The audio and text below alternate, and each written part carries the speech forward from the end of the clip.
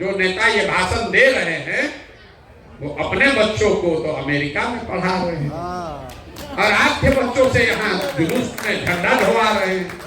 उन नेताओं को आपसे कम हम भी नहीं जानते हैं। मैं भी कहता हूँ और आप सबों को करनी चाहिए, क्योंकि आप एक शिक्षित व्यक्ति हैं, बिहार को बदलने की बात कर रहे हैं, इसका विरोध कहीं से नहीं है। हमने आपको जो फॉलो किया पिछले कुछ दिनों से, कठरिया भगवानपुर में आपके स्टेज पर मैं भी था, वहाँ आपने मंदिर की बात की, बच्चों की पढ़ाई की बात की। तो हमारा सवाल ये है कि दिल्ली में अन्ना जी के अनशन से केजरीवाल जी निकले, लोगों ने भरोसा किया, अपने बच्चों के लिए भी उन्होंने आशा लगाया होगा, तो क्या हो गया? आज दिल्ली की क्या स्थिति है? मुझे नहीं लगता है कि दिल्ली के लोगों की स्थिति बहुत पहले से बेहतर हो गई है। बहुत पुरानी सरकार को उखाड़ के केजरीवाल साहब ने फेंका।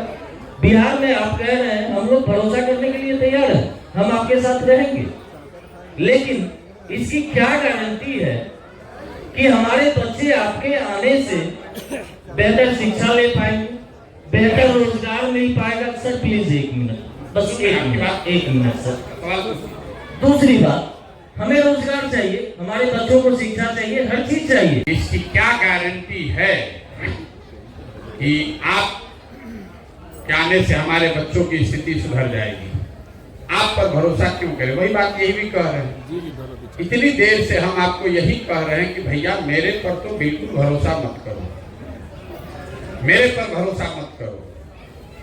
100 बार कहे, आपने कहा कि आपने हमारी सभा सुनी है पहले, तो वहां पर भी मैंने ये नहीं कहा होगा कि हम पर भरोसा करके हमको वोट दे दो, हम आएंगे तो सब ठीक कर देंगे।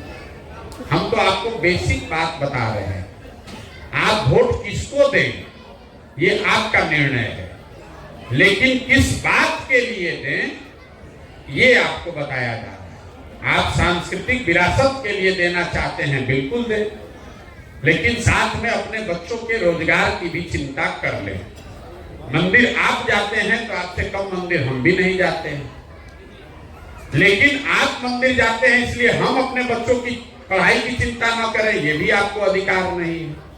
जैसे हमें अधिकार नहीं है कि आप अपनी सांस्कृतिक विरासत और शिक्षा दोनों को क्यों सोच रहे हैं। आप यही कह रहे हैं भाई आप पढ़ाई के बाद काहे कर रहे हैं, हम तो मंदिर पे देना चाहते हैं।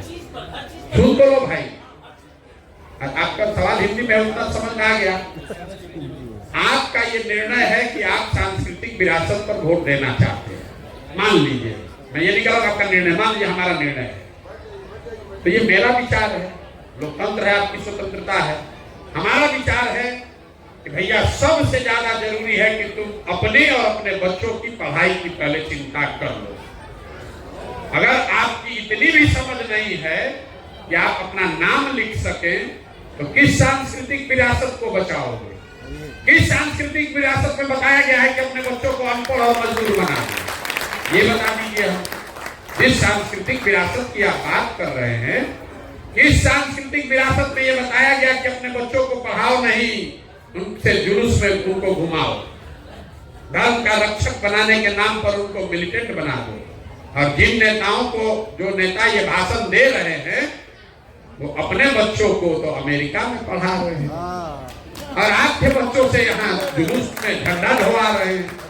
उन नेताओं को आपसे कम हम भी नहीं जानते हैं। बात किसी के विरोध की नहीं है, बात बिहार के बच्चों की है।